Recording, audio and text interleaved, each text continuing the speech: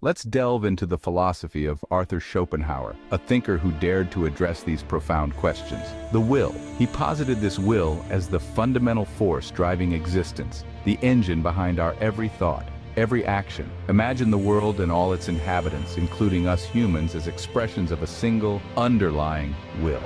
This is not a rational, discerning will, but rather an irrational and insatiable force. It's like a river, ceaselessly flowing, carving its path through the landscape of reality.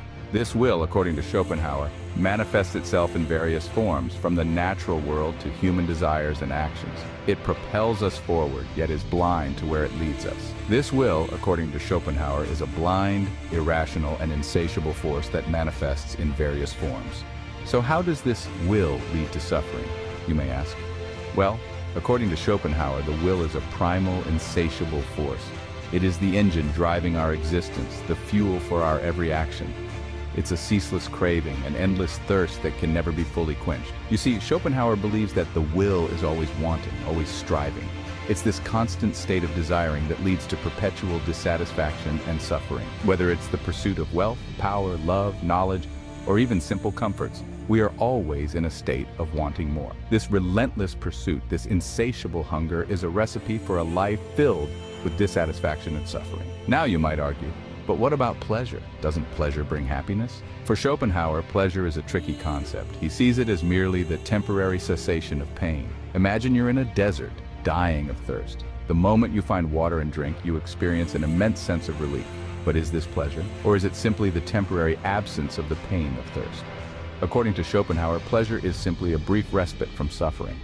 It's a fleeting moment of relief before the will kicks in again, driving us towards the next desire, the next goal, the next source of temporary pleasure. This endless cycle of desire, striving, temporary relief, and then more desire is what Schopenhauer calls the cycle of unhappiness. So what does this all mean? Are we doomed to a life of constant suffering and dissatisfaction? Well, in Schopenhauer's eyes, suffering is indeed an inherent part of existence. It's the price we pay for being driven by the will. It's the cost of our ceaseless striving. Schopenhauer believed that one could find respite from the relentless grip of the will through aesthetic experience. He saw art and music as gateways to a realm beyond the will, where one could momentarily escape the ceaseless striving and suffering. Imagine standing before a great piece of art or losing yourself in a symphony. In these moments, we are not driven by desires or needs. We simply are. We are not a wanting being, but a knowing being, free from the will's demands and the suffering it brings. But it wasn't just through art that Schopenhauer believed we could find solace.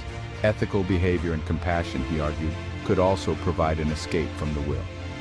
When we act out of kindness, when we put the well-being of others before our own self-interest, we transcend our individual wills and align ourselves with a universal beneficence. This, Schopenhauer suggested, could alleviate our suffering. In essence, by helping others, we help ourselves. Finally, Schopenhauer proposed asceticism as a means to mitigate suffering. By renouncing worldly desires and attachments, we can weaken the will's hold on us. The ascetic rejects the ceaseless striving that the will demands, opting instead for a life of simplicity and renunciation. This doesn't mean living in deprivation, but rather choosing to not be controlled by our desires. It's about finding peace not in having more, but in wanting less. In Schopenhauer's philosophy, these approaches, art, ethics, and asceticism, offer a way to combat the suffering that comes with existence. They provide a means to step outside the cycle of desire and dissatisfaction, to find moments of tranquility amidst the turmoil. It's a reminder that while suffering might be a fundamental part of life, it doesn't have to define our entire existence. In Schopenhauer's philosophy, suffering can be mitigated by transcending the will through art, ethics, and asceticism. Schopenhauer's philosophy has left an indelible mark on the world of thought. His ideas have reverberated through the halls of intellectual history, influencing some of the most prominent minds of the past 2 centuries. Notably, Schopenhauer's philosophy has significantly shaped existentialism, a movement that grapples with the meaning and purpose of life in an indifferent universe.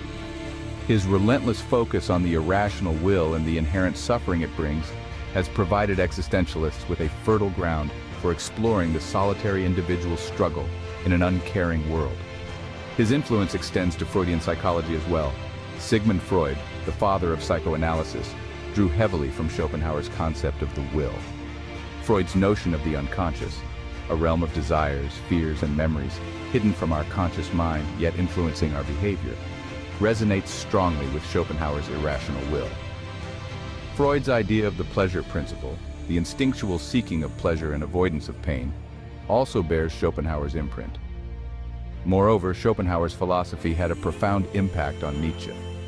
While Nietzsche rejected Schopenhauer's pessimism, he embraced the concept of the will as a primary force. In fact, Nietzsche's idea of the will to power, the main driving force in humans, a striving to reach the highest possible position in life, can be seen as a transformation of Schopenhauer's will.